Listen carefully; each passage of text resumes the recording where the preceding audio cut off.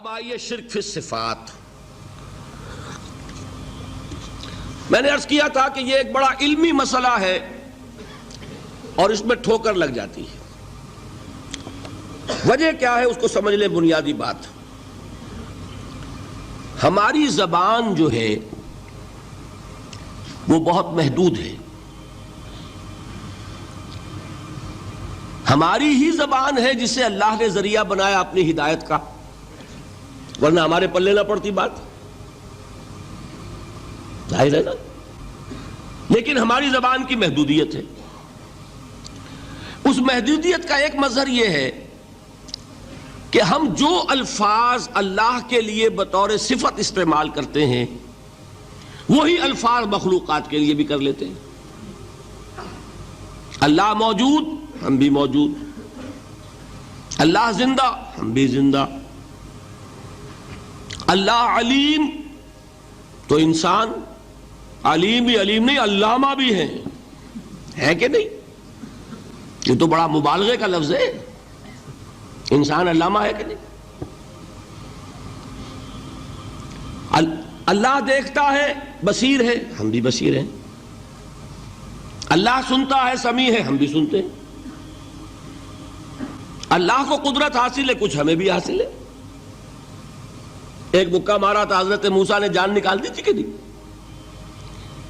ہے نا کچھ نہ کچھ۔ اللہ چاہتا ہے، ہم بھی چاہتے ہیں۔ اسی دیکھیے چاہت میں وہ ہو گیا تھا جس پر روک دیا حضور نے۔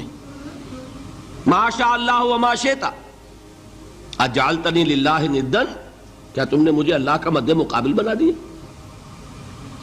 دھوکہ ان الفاظ کے اشتراک کی وجہ سے لگ جاتا ہے۔ بات سمجھ میں آئی؟ اب اس میں فارمولہ میں نے عرض کیا تھا کہ ایک نوٹ کر لیں تو مسئلے سارے حل ہو جائیں گے۔ جب ہم کوئی لفظ بطور صفت اللہ کے لیے بولتے ہیں اور اسی لفظ کو مخلوق میں سے کسی کے لیے بولتے ہیں، مخلوق میں سب آ گئے، جمادات، حیوانات، انسان، اولیاء اللہ، فرشتے، انبیاء، رسول، سب مخلوق تو ہیں نا۔ تو کل مخلوقات کو جب ہم ایک لفظ بطور صفت استعمال کریں گے اللہ کے لیے اور اسی لفظ کو استعمال کریں گے بندوں کے لیے، تو ان میں 3 فرق ہیں جو ذہن میں رہنے چاہیے۔ گن کر یاد کیجئے۔ اللہ کی ذات قدیم ہے، ہمیشہ سے ہے، اسی طرح اس کی صفت بھی قدیم ہے، ہمیشہ سے ہے۔ مخلوقات حادث ہیں، ان کی صفات بھی حادث ہیں۔ حادث قدیم کے مقابلے میں کہ پہلے نہیں تھی پھر ہو گئی۔ ایک فرق، اللہ کی ذات از خود ہے، کسی اور نے تو اس کو وجود نہیں بخشا نا۔ اللہ کا وجود از خود ہے، ذاتی ہے۔ اسی طرح اس کی صفات ذاتی ہیں، کسی اور کی عطا کردہ نہیں ہے۔ مخلوق کوئی ہو کسے باشد، ان کا وجود ذاتی نہیں، عطائی ہے۔ اللہ نے دیا تو وجود ملا۔ اسی طرح ان کی صفات عطائی ہیں، ذاتی نہیں۔ 2 فرق ہو گئے۔ اللہ کی ذات مطلق ہے، لا محدود، اسی طرح اس کی صفات مطلق ہیں، لا محدود۔ مخلوق کی ذات محدود، کسے باشد، صفت بھی محدود۔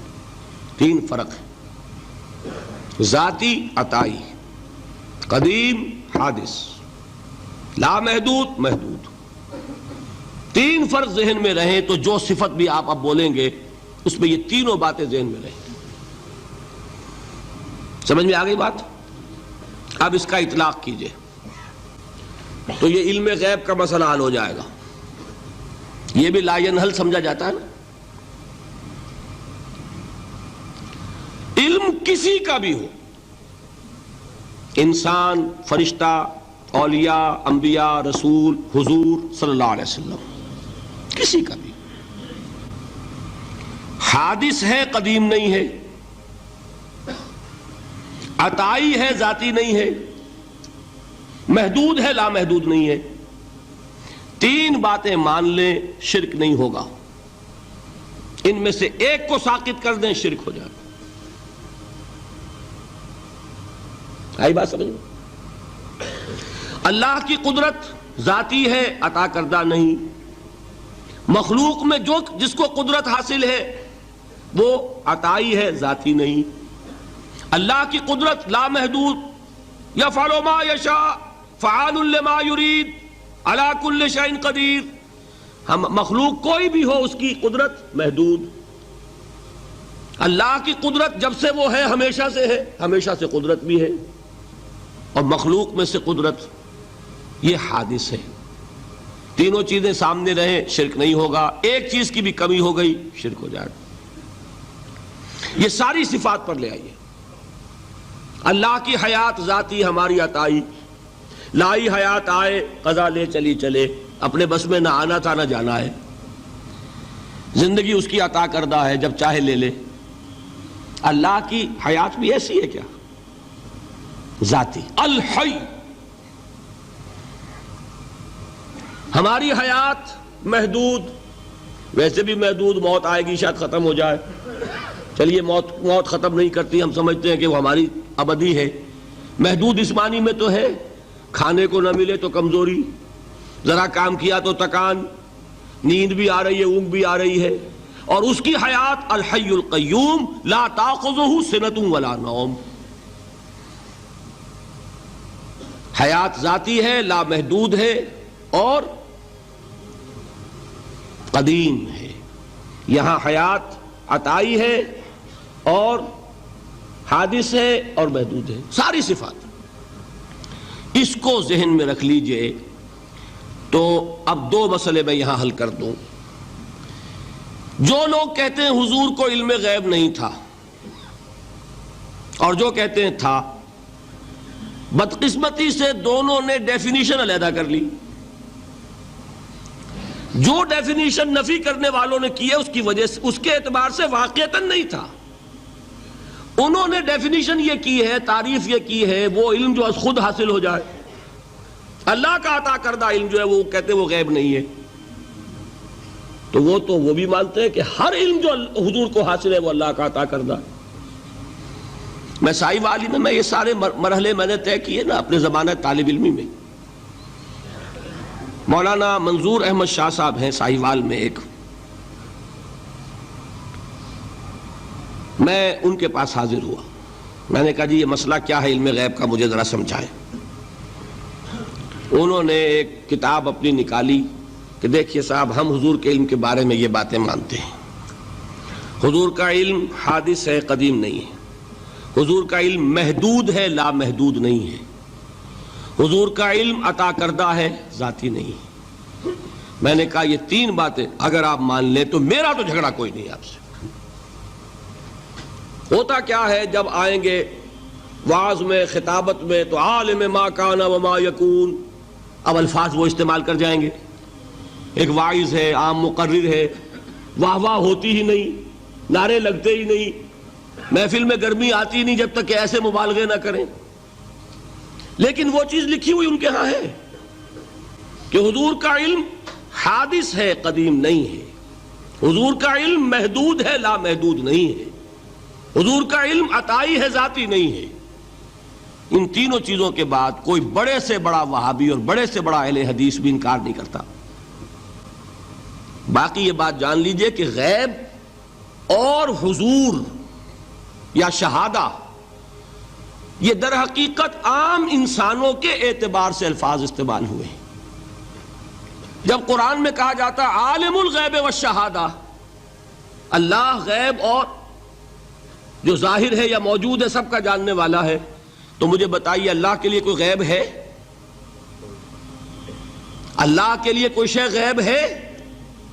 تو کیوں کہا جا رہا ہے عالم الغیب والشہادہ؟ وہ ہمارے اعتبار سے کہا جا رہا ہے. جو تمہارے لیے غیب ہے اللہ اس کو بھی جانتا ہے، اور جو تمہارے سامنے اللہ اسے بھی جانتا ہے. اللہ کے لیے تو کل شہادہ ہے. کسی شے کا لا یعزب عنہ مثقال ذرۃ فی السماوات والارض، آسمانوں اور زمین کا ایک ذرہ بھی اس سے غائب نہیں ہوتا. غیب کا وجود کیا اللہ کے لیے. تو یہ الفاظ مستعمل ہیں ریلیٹو ہمارے اعتبار سے، اور ہمارے اعتبار سے جو شے غیب ہے اس میں سے ایک حصہ اللہ دیتا ہے نبی کو، تبھی تو نبی بنا. فرشتے کو دیکھا، فرشتہ ہمارے لیے غیب ہے. جنت دکھائی کہ نہیں دکھائی، ہمارے لیے غیب ہے کہ نہیں ہے. دوزخ کا مشاہدہ کرایا کہ نہیں کرایا، ہمارے لیے وہ غیب ہے کہ نہیں ہے. جو چیزیں ہمارے لیے غیب ہیں انہی کے پردے اللہ کچھ اٹھاتا ہے. کل غیب نہیں. کل غیب کا علم ہو جائے گا تو وہ شرک ہو جائے گا. کل کا لفظ جہاں آیا شرک ہوا. جب آپ کہہ رہے ہیں محدود ہے، لا محدود نہیں ہے، تو کل کا لفظ استعمال نہیں کر سکتے. لیکن غیب میں سے کچھ علم دیا گیا تبھی تو نبی بنا، ورنہ میرے اور نبی میں فرق کیا ہوا پھر. البتہ یہ کہ وہ غیب کا علم ہو یا حاضر کا علم ہو، سائنٹیفک نالج ہو یا وحی کا علم ہو، کوئی بھی علم ہو، آیت الکرسی کے الفاظ نوٹ کیجئے، یعلم ما فی السماوات و ما فی الارض. وہ جانتا ہے ولا یحیطون بشیء من علمہ الا بما شاء. مخلوق میں سے کوئی بھی اس کے علم میں سے احاطہ نہیں کر سکتا مگر جتنا وہ چاہے. اب یہ بات علیحدہ ہے کہ ہم کون ہے طے کرنے والے کہ ناپیں بیٹھ کر کہ اللہ نے ابراہیم کو کتنا علم دیا. ہم ناپ سکتے ہیں؟ عیسیٰ کو کتنا دیا ہم جان سکتے ہیں؟ تو ابراہیم کا، موسیٰ کا، عیسیٰ کا نہیں ناپ سکتے تو محمد الرسول اللہ کا کہاں ناپیں گے؟ یہ پاگل پن ہے. یہ ہے جو غلطی ہوتی ہے. ہم کون ہے طے کرنے والے؟ اللہ نے اپنے نبی کو دیا جو دیا، بات ختم. کل نہیں کہیں گے. کل کہا شرک ہو جائے گا، ذاتی کہا شرک ہو جائے گا. عطائی ہے، جو دیا اللہ نے دیا، اور کل نہیں دیا، جتنا چاہا دیا. ہے حادث، قدیم نہیں. تینوں چیزوں مان لیجئے تو شرک کا کوئی شائبہ نہیں ہوگا. باقی جہاں ایک طرف قرآن میں وہ آیات ہیں کہ اللہ کے غیب کو کوئی نہیں جانتا، ٹھیک، وہاں یہ بھی ہے کہ لا یظہر غیبہ، لا یظہر علی غیبہ الا من ارتضی بالرسول. وہ اپنے غیب پر قابو نہیں دیتا مگر اپنے رسول میں سے جس کو چاہے. یہ دونوں آیتیں قرآن کی ہے کہ نہیں؟ اسی لیے در حقیقت جو غیب کی نفی کرتے ہیں حضور سے، وہ کہتے ہیں کہ از خود معلوم ہونے والی شے غیب ہے. ہم کہتے ہیں از خود تو کوئی بھی شے کسی کو معلوم نہیں. ہمیں حاضر کا علم بھی اللہ ہی دیتا ہے تو ہوتا ہے. غیب کا تو بہت دور کی بات ہے. یہ مسئلے بڑے سیدھے ہیں، خام خواہ ہم نے پیچیدہ بنایا ہوا ہے. خدا کے لیے ان مسئلوں کو سلجھائیے اور جوڑیے. کاٹنے کی بجائے جوڑنے کی فکر کیجیے کہ بھائی یہ اپنی اپنی جگہ پر علیحدہ علیحدہ تم نے تعریفیں کر رکھی ہیں اس لیے جھگڑ رہے ہو، ورنہ دونوں باتیں صحیح ہیں.